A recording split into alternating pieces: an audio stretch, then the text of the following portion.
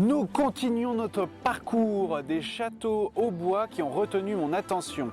Et derrière moi se situe le château de Vaux. Et nous allons découvrir un personnage, ou plutôt une famille extraordinaire sur la protection des châteaux en France. Allez, suivez-moi.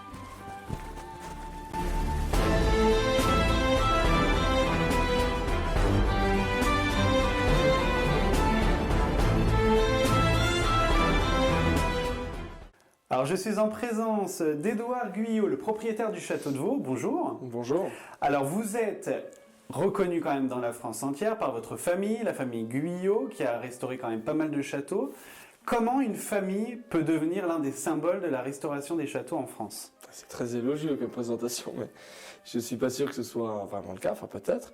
On a eu différents projets, moi je suis né dans un château qui s'appelle La Ferté-Saint-Thomas, du côté d'Orléans, et on a eu la chance de connaître avec mes frères et sœurs des cadres de vie exceptionnels, et des endroits extraordinaires, et mes oncles et mes parents ont toujours œuvré dans la restauration de monuments historiques en essayant de développer des idées un peu novatrices, que ce soit du début des années 80 avec des grands sons et lumières à aujourd'hui, aux années 2000, où on fait par exemple des concepts plus amusants pour les familles, pour les visiteurs, où on a des jeux, où on a de l'expérience, où au lieu de faire une simple visite, passe des moments vraiment intéressants et riches en émotions dans nos châteaux. D'accord. Voilà.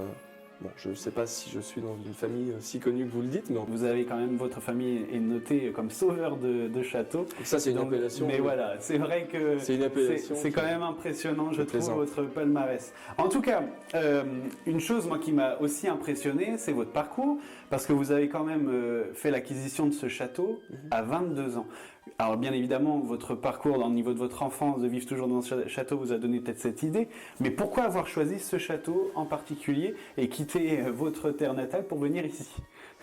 Alors ma terre natale, elle n'est pas si loin que ça, parce que je suis originaire d'Orléans et j'ai découvert le département quand je suis venu visiter le château pour la première fois.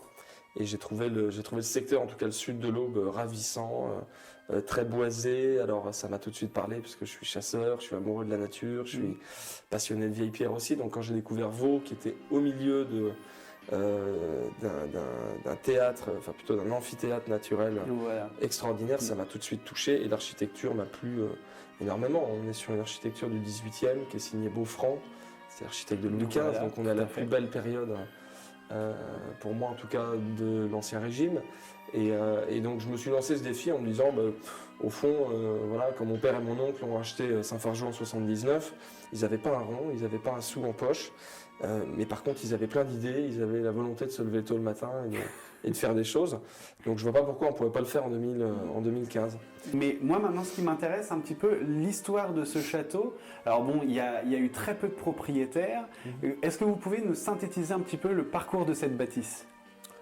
Alors, depuis le XVIe siècle, donc le château, au départ, il y avait une motte féodale qui a été fortifiée, qui est très vite tombée en ruine puisque les anciens propriétaires avaient très peu d'argent. En tout cas, il y avait une terre au XVIe siècle qui a été reconstruite entièrement donc sur les fondations médiévales au début du XVIIIe par l'architecte Beaufranc, qui est aussi architecte du château de Lunéville pour les ducs de Lorraine. Donc il a fait beaucoup d'édifices dans cette partie de la France et on lui a commandé le château de Vaux, le nouveau château, en 1721. Donc c'est la famille D'Opter qui a commandé ce gros chantier qui n'a jamais pu le payer. Donc à l'époque, si on remonte vraiment à l'origine, il y a eu un souci financier très important, ce qui a fait que le château n'a même pas pu être terminé. Donc on comprend pourquoi 250 voire 300 ans plus tard, on a des gros problèmes structurels et aussi d'entretien. C'est que depuis l'origine, il y avait des soucis financiers.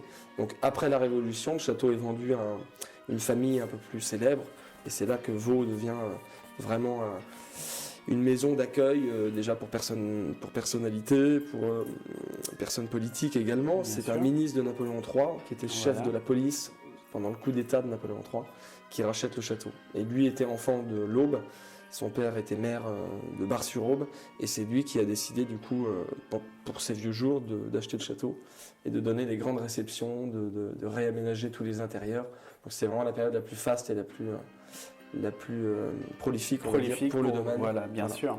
Alors, il y a eu une période un petit peu à l'abandon pendant la Seconde Guerre mondiale. Oui. Après, il y a eu un propriétaire, comme vous l'avez dit, qui a acquis cette structure, mais avec le manque de moyens, ce château a été laissé à l'abandon. Comment on peut se rendre compte de l'ampleur historique de cette bâtisse, sachant que l'entièreté du château était un petit peu en mauvais état? Mais il y a quand même beaucoup de vestiges, parce que depuis le 18e, on a conservé les plans aux Archives nationales, les plans de Germain Beaufront, qui ont été après modifiés sous Louis XVI par un autre architecte. Donc tout ça, on a quand même des traces qui sont très précises, on sait ce qu'il y avait dans chaque pièce. Bon, et puis voilà, quand on connaît un petit peu les châteaux, on rentre même dans des pièces ravagées. Bon, c'est pas le cas ici dans les caves, parce qu'on a tout refait, mais dans les étages supérieurs, vous voyez la taille du grand salon, même s'il n'y a plus rien, on voit tout de suite que c'est le grand salon. Parce qu'au 18e, il y avait un ordre à respecter, chaque pièce était un emplacement précis. Bien précis. Vous allez n'importe où en France ou en Navarre, vous retrouverez exactement la même disposition. Donc ça, c'était assez facile. En tout cas, on va passer au prochain épisode. La semaine prochaine, on parlera justement des financements et de la nouvelle aile que vous avez restaurée pour justement nous montrer les nouveautés de cette année et surtout les moyens utilisés pour restaurer un château qui est assez délabré. Voilà, on se retrouve la semaine prochaine. À très bientôt.